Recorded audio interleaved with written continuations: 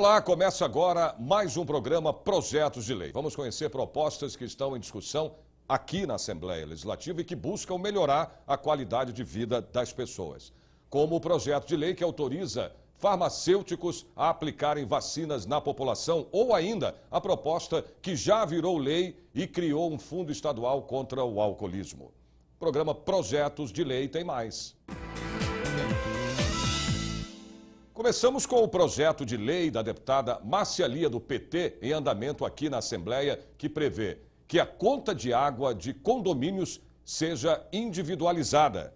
A ideia é incentivar o uso consciente e corrigir injustiças. Moradores pagam mais do que consomem. O assunto nunca esteve tão em pauta entre síndicos, administradores e condôminos.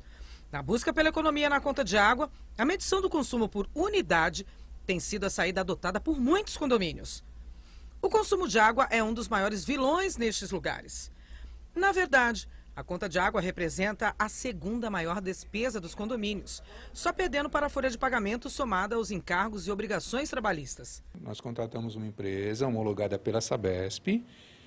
Ela instalou 4 medidores em cada andar, que corresponde a cada medidor a um apartamento, e colocou um aparelho centralizador de leitura lá no -1, no piso da garagem. E mensalmente essa empresa vem, faz a leitura e as contas são emitidas pela Sabesp. A vantagem desse tipo de sistema é que, além dos moradores receberem as contas individualmente, ainda conseguem saber quanto gastam de água no mês. E o melhor, se tiver algum tipo de vazamento, é facilmente detectado. Na conta do Gino, todas as vantagens, inclusive o valor. Antes você não tinha ideia de qual era o seu consumo. Por mais que você tentasse economizar, você não estava sabendo se aquilo era suficiente, se não era. Agora não, todo mundo recebe a sua conta e ali você sabe quantos metros cúbicos você consome, você sabe se o que está sendo consumido é o indicado pelo número de moradores, etc. Então você consegue diminuir e controlar melhor. Projeto de lei de número 634, de 2016, da deputada Márcia Lia, do PT, fala sobre a medição individualizada de consumo de água no estado de São Paulo. A gente percebeu que quando os hidrômetros são individualizados, ou seja, cada um paga aquilo que consome, há uma economia, segundo estudos que a Sabesp fez, de 30% a 50% de economia. Então, os prédios de apartamentos, condomínios, quando a cobrança é coletiva, ou seja, todo mundo paga o consumo global e rateia de uma forma igual para todo mundo, não há preocupação das pessoas em economizar água, né? Ele vai pagar mesmo. Então, aquela pessoa que mora num apartamento sozinha, ela tem que pagar exatamente o mesmo que uma família, por exemplo, de 8 moradores, de 7 moradores. Isso é injusto, né? Isso faz com que as pessoas tenham um consumo exagerado, sem se preocupar, porque já que vai ter que pagar tudo igual mesmo. E a gente entendeu que a gente vai dar um prazo, o projeto de lei prevê um prazo para que os condomínios, os prédios mais antigos possam se adaptar, e é uma tendência nacional, né, de que você possa fazer todos os esforços no sentido da gente economizar água, que é um bem finito. Quem já tem, aprova. É ótimo, é uma coisa que todos os prédios deveriam ter, gera uma economia absurda para todo mundo. Vamos conhecer agora o projeto de lei do deputado Paulo Correia Júnior, do PEN, em discussão aqui no Parlamento Paulista, que pretende adaptar bicicletas apreendidas no crime para pessoas com deficiências. Há 20 anos, uma empresa paulista realiza essas transformações e o melhor, a um preço acessível. Há 18 anos, um acidente de carro deixou Ronaldo tetraplégico. Eu tinha 22 anos de idade, né? E aí sofri um acidente de carro. Eu voltava da festa do Peão de Barretos e aí a estrutura do carro sustentou o meu corpo e deixou a minha cabeça livre para chicotear. E foi isso que aconteceu, né? Um chicote de pescoço. E aí eu quebrei a janela do carro com a minha cabeça e aí fraturei 2 vértebras da coluna cervical, a 5ª e a 6ª vértebra. Hoje, o escritor e palestrante diz que não tem dificuldades para realizar as tarefas diárias. A cadeira de rodas, uma limitação para não deficientes, representou para ele a liberdade. No início, era uma prisão, né? Eu tinha medo da cadeira de rodas, eu não aceitava a cadeira de rodas, eu não queria a cadeira de rodas, né? Inclusive, nessa fase de reabilitação aí, de não aceitação, eu não queria nem que minha família comprasse uma cadeira de rodas. Eu exigi da minha família que alugasse uma cadeira de rodas para eu ir me adaptando à nova condição. E aí, mas depois que eu me aceitei, né, eu precisei me aceitar, aí eu me aceitei e aceitei a cadeira de rodas também. O projeto de lei 1597 de 2015 do deputado Paulo Correia Júnior, do PEN, deve ampliar as possibilidades das pessoas adquirirem uma cadeira de rodas. A ideia é que bicicletas apreendidas, em geral usadas em crimes como roubo, possam ter uma destinação rápida, reduzindo locais de armazenagem inadequados e, ao mesmo tempo, contribuindo para que pessoas com deficiência física sejam beneficiadas. O que motivou a gente a elaborar esse projeto de lei foi realmente a demanda e o foco de dengue, porque quando você aglomera bicicletas num mesmo local por muito tempo, com chuva, vai criando as poças de água limpa e aí o mosquito da dengue, ou seja, vai proliferar cada vez mais. Então apresentamos isso, já colocamos no Colégio de Líderes e eu acho que todos os deputados acharam uma ideia muito boa. A possibilidade de utilizar uma bicicleta para transformá-la em um triciclo já existe. A adaptação é feita nesta empresa, na capital paulista. Nasceu da necessidade e da criatividade do senhor Sérgio, paraplégico desde os 11 meses de idade. A Dream Bike nasceu da minha necessidade por ser portador de poliomielite, né? Eu tenho sequela de pólio na perna esquerda. E a necessidade de usar um veículo diferenciado, pois a bicicleta de 2 rodas eu não tenho equilíbrio. Então eu criei um kit de transformação que transforma uma bicicleta normal, de qualquer tamanho, em triciclo. O segredo da transformação de uma bicicleta em um triciclo é este daqui. Um kit inventado e patenteado pelo seu Sérgio. O modelo Standard, sem marcha, custa R$ 150. Depois da transformação, o triciclo pode ser adaptado à idade e ao tamanho das pessoas, podendo ser usado por deficientes com problemas de deformação nas mãos, paraplégicos ou tetraplégicos. Hoje eu tenho uma empresa que dá o suporte para mim fazer o trabalho social. Então eu atendo com muito carinho as pessoas que vêm pelas ACDs, sendo prescritos das diferentes formas. Hospitais mandam, médicos do Brasil todo. Segundo o IBGE, no país, 7 em cada 100 brasileiros afirmam ter algum grau de deficiência motora. Hoje, o senhor Sérgio consegue realizar um trabalho social, reduzindo o preço dos equipamentos para deficientes físicos. Ele acredita que o projeto de lei pode ampliar a mobilidade de milhares de pessoas e se emociona ao lembrar dos depoimentos de quem ganha a liberdade em cima destas rodas. Primeira coisa que acontece quando a pessoa vem com a vontade de andar no triciclo é chorar.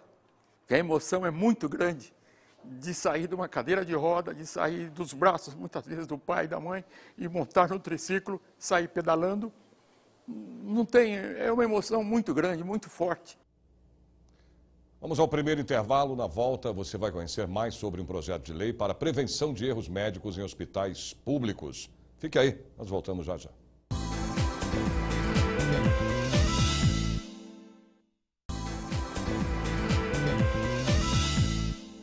Vamos conhecer agora um projeto de lei que está em análise aqui pelos parlamentares e que autoriza farmacêuticos a aplicarem vacinas na população.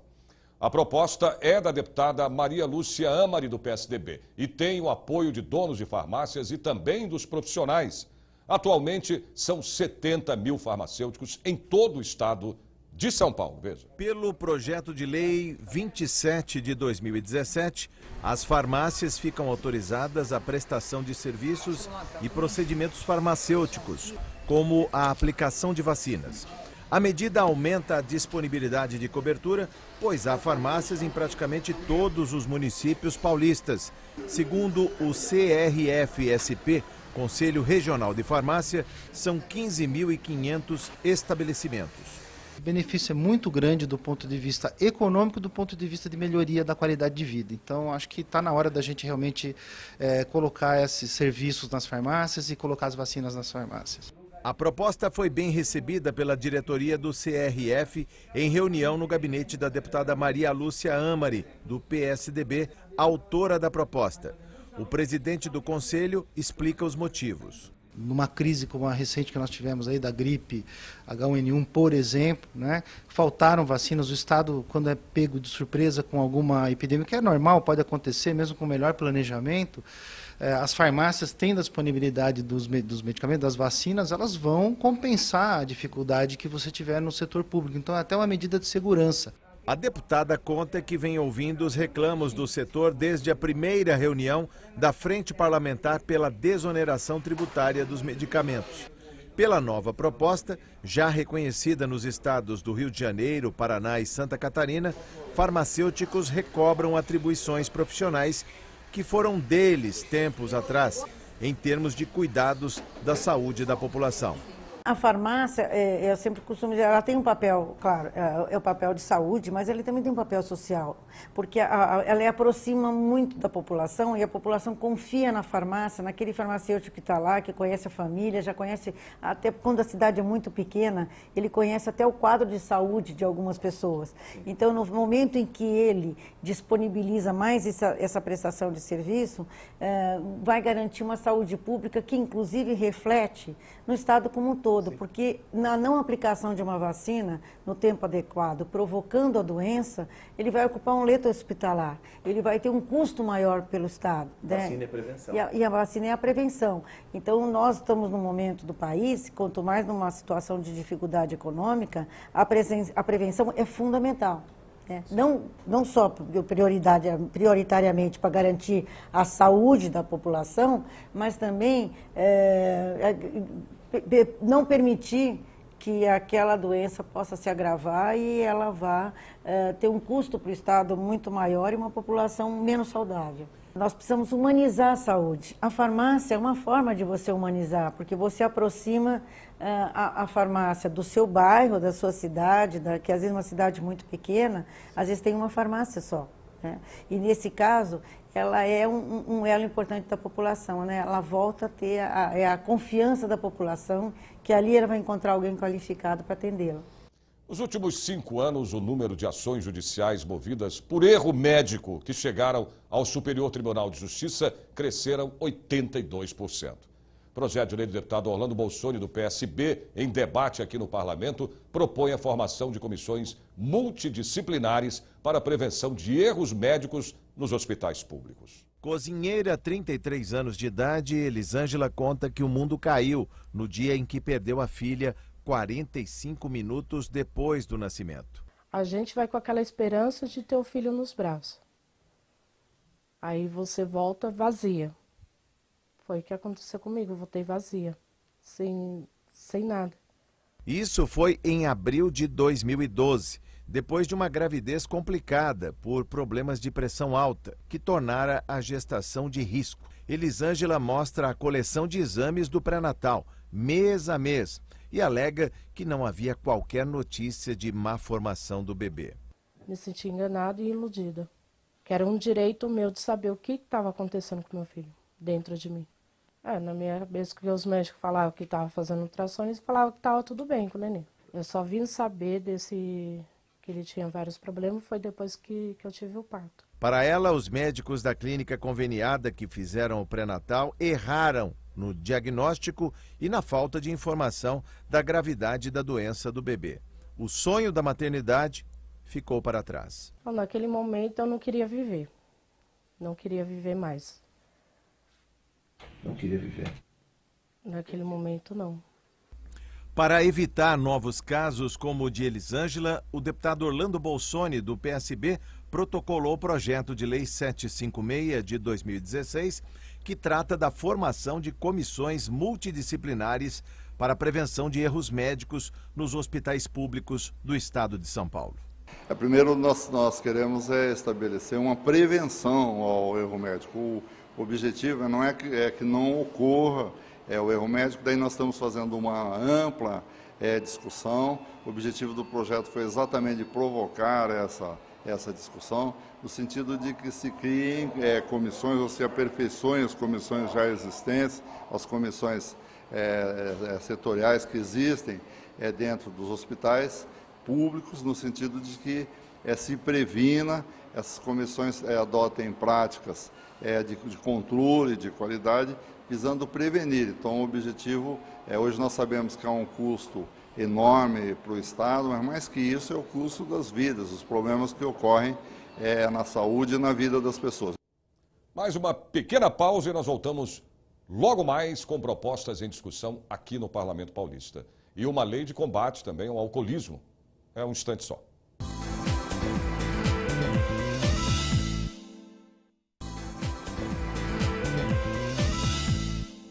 Estamos de volta com o programa Projetos de Lei. No Brasil, mais de 7 milhões de pessoas sofrem com problemas de visão, entre dificuldades de enxergar até a cegueira. A ajuda de um cão-guia facilita a vida de muitos deles, mas o acesso a um animal treinado é difícil. O Instituto Íris, aqui em São Paulo, trabalha com esses animais e tem uma fila de espera de mais de 3 mil pessoas. O projeto de lei do deputado Gil Lancaster, do Democratas, prevê a criação de uma central de treinamento de cães-guia no estado. Uma vida antes, outra depois que Diesel passou a fazer parte da vida da advogada Thaís Martinez. Com o cão-guia, consegui ter muito mais liberdade, independência e segurança. E isso fez com que eu me sentisse, inclusive, segura para promover outras mudanças indiretas na minha vida, como, por exemplo, trocar a minha área profissional de atuação. Eu passei a ter coragem para ir morar sozinha e realizar vários outros sonhos. Treinar um cão-guia é um processo complexo, demora cerca de 1 ano e meio a 2 anos. Não dá simplesmente para pegar um filhote e fazer com que ele passe por este processo. O ideal é que o filhote seja escolhido por um especialista, porque além do treinamento, ele precisa ter características muito específicas. Poucos cães são aprovados para essa função. Quando ele é aprovado, ele vai para um banco de dados que é cruzado com outro banco de dados de pessoas com deficiência visual que querem ter um cão-guia. E aí os instrutores vão descobrir qual cão é mais compatível com cada candidato. Cerca de 1/3 dos cães-guias existentes no Brasil foram treinados pelo Instituto Íris.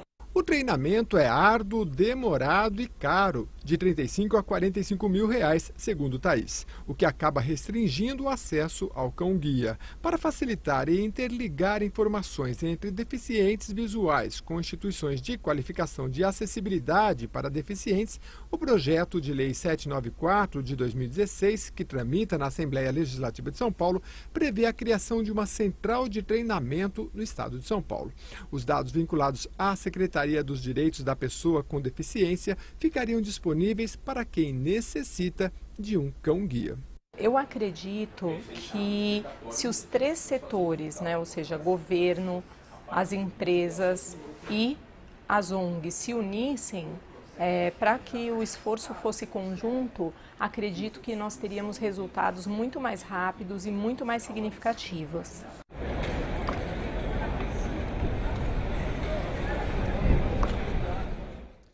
Uma lei de autoria da deputada Beth Saão, do PT, é uma importante ajuda na luta contra o alcoolismo. Pelo projeto, foi criado um fundo estadual para investir na educação e orientação das famílias sobre os perigos do alcoolismo. Um vício que está presente cada vez mais cedo na vida dos jovens brasileiros. As propagandas estão por toda parte. Mulheres bonitas, praias, amigos, um convite ao consumo do álcool. O contato com a bebida alcoólica vem acontecendo cada vez mais cedo. É o que mostra a Pesquisa Nacional de Saúde Escolar. 50,32% dos estudantes entrevistados, de 13 a 15 anos de idade, disseram que alguma vez na vida já consumiram álcool. Uma família que não restringe, por exemplo, que não controla esse uso de álcool, as chances aumentam, uma família desestruturada, Tem uma série de fatores aí que a gente chama de fatores de risco para que a pessoa desenvolva um uso nocivo ou mesmo uma dependência a longo prazo. A Lei 15.852 de 2015, de autoria da deputada Beth Saão, do PT, cria um fundo estadual de combate ao alcoolismo na adolescência. Um alerta para os pais, um caminho que pode não ter volta. Você precisa trabalhar campanhas educativas fortes, que atinjam de fato este público que nós queremos atingir. Nas escolas nós temos que ter trabalho, principalmente nas escolas, enfim, nas redes sociais é preciso fazer campanhas de divulgação, de marketing, na imprensa também é preciso ter isso. Agora, para isso é preciso ter verba. É preciso fazer investimentos e é isso que o governo tem que entender, né? Por isso que nós criamos esse fundo, porque o fundo ele tiraria um pequeno percentual do orçamento do Estado, destinaria para esse fundo com vistas a trabalhar este tema que nós consideramos importantíssimo para reduzir a incidência, né, e para reduzir o consumo de álcool na adolescência, porque aí nós teremos com certeza adultos mais saudáveis. O que separa o alcoolismo do beber socialmente é uma linha tênue. É preciso ficar atento a alguns sintomas da dependência. Ela começa a ter sintomas, né, de tremores, muitas vezes ela, em situações um pouco mais graves, ela não lembra o que ela fez na véspera. E aí a pessoa, em geral, passa a beber diariamente. Ela já tem uma síndrome de dependência do álcool, né, ou um uso com consequências graves, né? Seja para o corpo, seja em termos pessoais e sociais. O consumo exagerado do álcool traz consequências graves à saúde. Entre elas, doenças como cirrose hepática, hepatite, lesões no pâncreas e estômago. Mas o maior problema são os efeitos psicológicos causados por ele. Para a saúde, a dependência do álcool atinge praticamente o corpo inteiro, né? Tipicamente, fígado é uma área muito afetada, né? Coração pode ter problemas, sistema nervoso, enfim, uma série de problemas que o uso crônico, né, e exagerado do álcool leva, né? Carlos tem o costume de beber com os amigos. Ele é universitário e o bar é o ponto de encontro dos estudantes. O álcool é uma maneira de eu me relacionar com as pessoas, é uma substância que é muito disseminada no dia a dia, né? Às vezes o fator que congrega a gente reunida em torno de uma mesa de cerveja e tal. Eu gosto muito, aprecio, tenho curiosidade, gosto de descobrir novas bebidas também, mas ao mesmo tempo já fiquei bêbado várias vezes, já passei mal várias vezes, então é uma relação meio de altos e baixos com o álcool, assim. Para ajudar a relaxar, confraternizar com os amigos ou apenas apreciar, não importa. Bebida alcoólica sempre deve ser consumida com moderação. Não vejo como um problema porque eu atingi esse estágio na minha vida, em que eu fui descobrindo o álcool, passei pela adolescência, das bebedeiras e tal. Hoje não é um problema, mas ao mesmo tempo, de vez em quando eu acho que eu poderia beber menos, né? Por exemplo, eu bebi a última vez ontem à noite e a penúltima vez anteontem à noite. Então, eu fico ponderando isso e vejo o quanto não é induzido também, de uma certa maneira, né, esse consumo de álcool, ele não é fomentado pela publicidade, pelas grandes empresas de cerveja, do entretenimento também. E me pergunto se eu tenho autonomia em relação ao álcool ou é ele que tem um poder sobre mim, assim. Eu não sei, não sou muito claro em relação a isso. O programa Projetos de Lei chega ao fim. Até o nosso próximo encontro, eu espero vocês, hein? Até lá, tchau.